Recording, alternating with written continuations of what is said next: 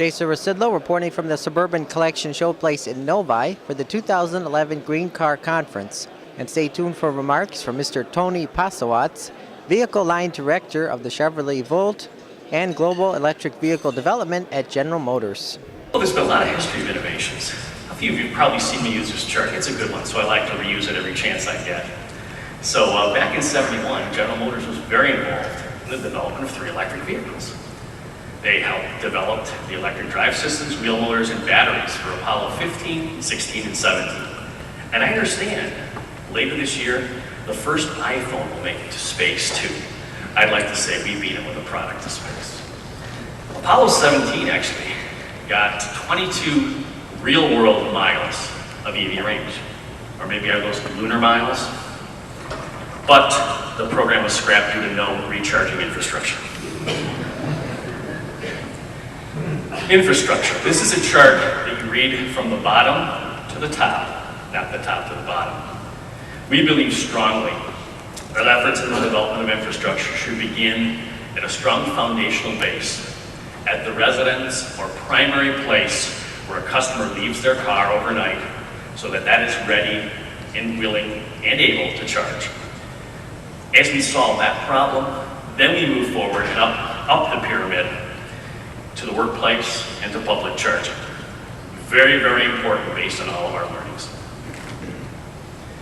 Connectivity. We live in a very, very connected world. And I think it's even more accelerated by the introduction of electric drive technologies and electrified transportation. And oh, by the way, the blue Chevy Volt you see there is one of our 2012 new colors. And blue is the new green. So what are we doing about connecting things? Certainly General Motors is proud of our 15 years of development of the OnStar wireless telematics platform. We have already demonstrated at some smart grid shows the capability of a Volt and a set of Volts to be remotely smart charged. That is, when grid load is high, we can take the Volts off the grid. It's ready and available today.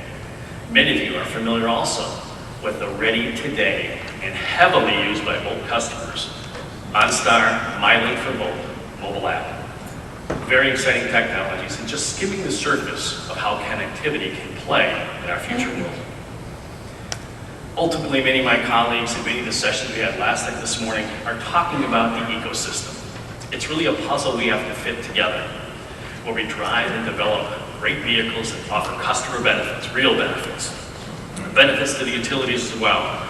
And with the battery and the utility and smart grid interface, we also can enable renewables to charge up my Volt battery at night when the wind blows or via the sun during the day. And obviously looking forward at more convenient, better, never ending the innovation cycle in charging options. With that in mind, Chevrolet is working on something they call the Green Zone concept. Happen to have clipped a couple of photos, one from a dealership in Modesto, California, and one from Alcera Chevrolet in Grand Blanc. What you see here is their solar charging canopy. This allows a better management of a carbon footprint in the dealership. It's very nice to have the cars parked in the shade, mind you, and it also offers charging capabilities and low-cost electricity. We have another 23 dealerships in process, and probably by year end we'll have well over 100 Green Zone solar charging canopies out there. And so we look forward to more opportunities for helping put and knit and put the puzzle together on the ecosystem where there can be win-wins created for all parties. So the world of the future will still have many, many choices. Electrified transportation will take a long time to roll out. And in my lifetime, other choices will offer customers blended options. So do not view the electric vehicle as a panacea, but certainly it will be a formidable technology and customers love the driving experience. Looking into the future further, let's take a look and envision a future perhaps where connected electric vehicles help us in congested areas with the population growth I talked about, and in cities which are growing by leaps and bounds. So let's envision together.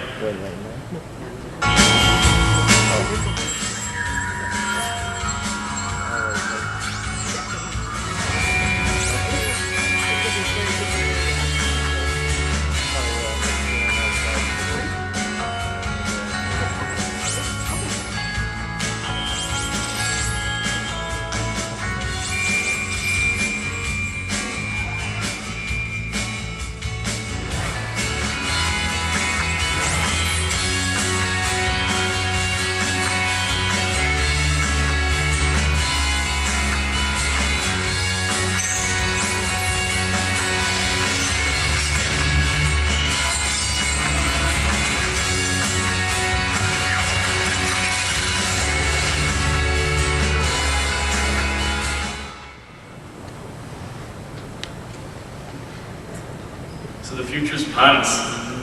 Many of us are driving the future today. I've had the great fortune of driving a Volt since September 11th of last year.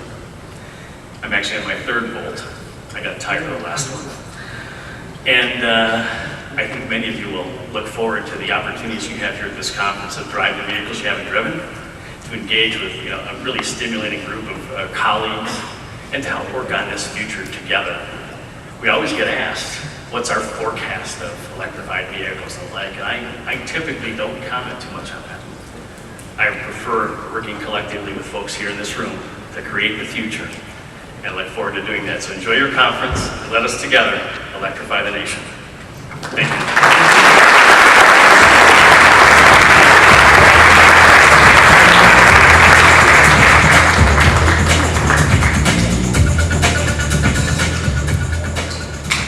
We have time for just a couple of questions. There actually a lot of them came in.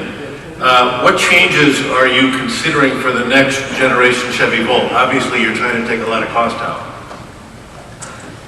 Great question.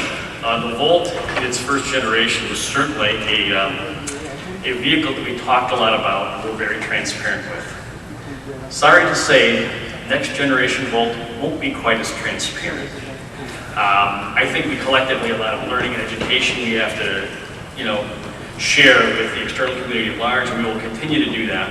But I would say in a simplistic sense, the next generation Volt is still aimed to be a technology leader.